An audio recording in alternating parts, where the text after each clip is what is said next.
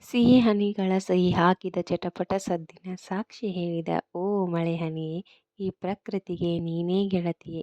Hello hi ನಮಸ್ತೆ, welcome back to my YouTube channel. ನಾವಿವತ್ತು ಹೊರಡ್ತಾ ಇರೋದು ಸಿರಸಿಗೆ ಮಾರಿಕಾಂಬ ದೇವಿ ದರ್ಶನಕ್ಕಾಗಿ ಹೋಗ್ತಾ ಇದ್ದೀವಿ.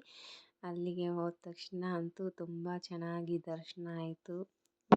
ವೀಡಿಯೋಸ್ಗಳನ್ನು ಮಾಡ್ಕೊಂಡ್ವಿ, ಫೋಟೋಸ್ಗಳನ್ನು ತಗೊಂಡ್ವಿ, ಆರಾಮಾಗಿ ದರ್ಶನ ಮಾಡ್ಕೊಂಡ್ವಿ. ಅಲ್ಲೇ ಸ್ವಲ್ಪ ಹೊತ್ತು ಕುಳಿತು ದೇವಿಯ ಧ್ಯಾನವನ್ನು ಮಾಡ್ಕೊಂಡ್ವಿ. ಮನಸ್ಸಿಗೆ ಶಾಂತಿ, ನೆಮ್ಮದಿ ಎಲ್ಲವೂ ದೊರಕಿತು. ನಂತರ ನಮ್ಮ ಪಯಣ ಹೊರಟಿದ್ದೆ ಜೋಗದ ಕಡೆ. ಸ್ಕೂಲು ಕಾಲೇಜಲ್ಲಿ ಇರುವಾಗ ನಾನು ಸಾಕಷ್ಟು ಸಲ ಹೋಗಿದ್ದೀನಿ ರೀ ಜೋಗಕ್ಕೆ. ಬಟ್ ಆದರೆ ಫ್ಯಾಮಿಲಿ ಜೊತೆ ಹೋಗಿದ್ದೊಂದು ಭಾಳ ಖುಷಿ ಆಯಿತು. ಎಲ್ಲ ಎಂಜಾಯ್ ಮಾಡಿದ್ವಿ, ಖುಷಿ ಆಯಿತು. ನಾವು ಯಾರ ಜೊತೆಯಾರ ಹೋಗಲಿ, ಆದರೆ ಪ್ರಕೃತಿ ಅನ್ನೋದು ಅಷ್ಟೇ ಸುಂದರವಾಗಿರುತ್ತೆ. ಭೂಮಿಯು ಸುಂದರವಾದ ವಧುವಿನಂತೆ, ಅವಳ ಸೌಂದರ್ಯವನ್ನು ಹೆಚ್ಚಿಸಲು ಯಾವುದೇ ಮಾನವ ನಿರ್ಮಿತ ಆಭರಣಗಳ ಅಗತ್ಯವಿಲ್ಲ. ಜೊತೆಗೆ ಏನಂದ್ರೆ ಅದನ್ನು ನೋಡಬೇಕು, ಎಂಜಾಯ್ ಮಾಡಬೇಕು, ಬರ್ತಾ ಇರಬೇಕು. ಅದರ ಸೌಂದರ್ಯವನ್ನು ಎಷ್ಟಕ್ಕನ್ನು ತುಂಬಿಕೊಂಡ್ರೂ ಸಾಕಾಗಂಗಿಲ್ಲ ರೀ. ನೋಡಿರಿ, ಇನ್ನು ಎಷ್ಟೊತ್ತು ಟೈಮ್ ಕಳೆದ್ವಿ ಅಂತ ನಮ್ಗೆ ಗೊತ್ತಾಗಲಿಲ್ಲ ರೀ. ಅಲ್ಲೇ ಭಾಳ ಹೊತ್ತು ನಿಂತ್ಕೊಂಡ್ವಿ, ಫೋಟೋಸ್ ತಗೊಂಡ್ವಿ. ಅದರ ಸೌಂದರ್ಯವನ್ನು ಎಷ್ಟು ನೋಡಿದರೂ ಕಡಿಮೆ, ಎಷ್ಟು ವರ್ಣಿಸಿದರೂ ಕಡಿಮೆ. ಹಾಗೆ ನೋಡ್ತಾ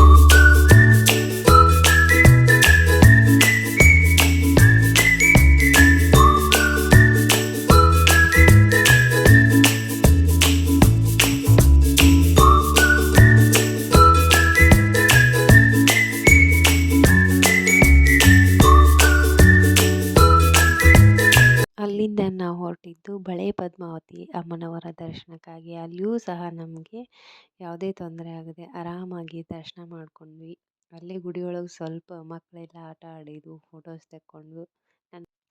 ಕೈ ತುತ್ತು ಕಡಲ ತೀರದ ಮುತ್ತು, ಭಾವದೊಳಗಿನ ಗಮ್ಮತ್ತು, ಸಡಗರದ ಸಿರಿಯ ಅವಲತ್ತು, ಮರಗಳ ಸಾಲಿನ ತಂಪತ್ತು, ಇವೆಲ್ಲಕ್ಕೂ ಮೀರಿದ ಸಂಪತ್ತು.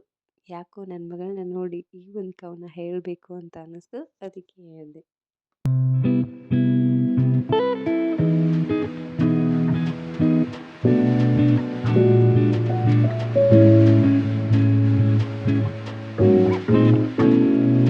ನಾವು ಮತ್ತೆ ನಮ್ಮ ಪ್ರಯಾಣವನ್ನು ಮುಂದುವರಿಸಿದ್ವಿ. ಅದು ಎಲ್ಲಿಗೆ ಹೋದ್ವಿ ಅಂತ ನಿಮಗೆ ನೆಕ್ಸ್ಟ್ ವಿಡಿಯೋದಲ್ಲಿ ಗೊತ್ತಾಗುತ್ತೆ.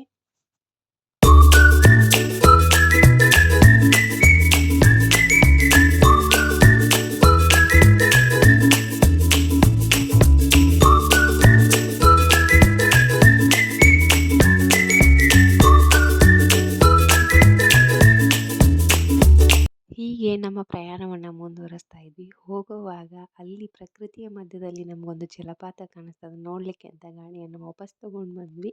ಅಲ್ಲಿ ಒಂದು 10ರಿಂದ 15 ನಿಮಿಷ ನಿಂತ ಪ್ರಕೃತಿ ಸೌಂದರ್ಯವನ್ನು ಎಷ್ಟು ಸೌದ್ರು ನಮಗೆ ಸಾಕಾಗಲಿಲ್ಲ. ಅಲ್ಲೇ ಇನ್ನಷ್ಟು ನೋಡೋಣ ಅಂತ ನಿಂತ್ಕೊಂಡ್ವಿ. ಆ ದೃಶ್ಯ ನಮಗೆ ಕಣ್ಮನವನ್ನು ನನಗೆ ಆವಾಗ ಅನಿಸಿದ್ದು, ಪ್ರಕೃತಿ ನಮ್ಮ ಬದುಕಿನ ಭಾಗವಲ್ಲ, ನಾವು ಪ್ರಕೃತಿಯ ಒಂದು ಭಾಗ. ಹೌದಲ್ವಾ?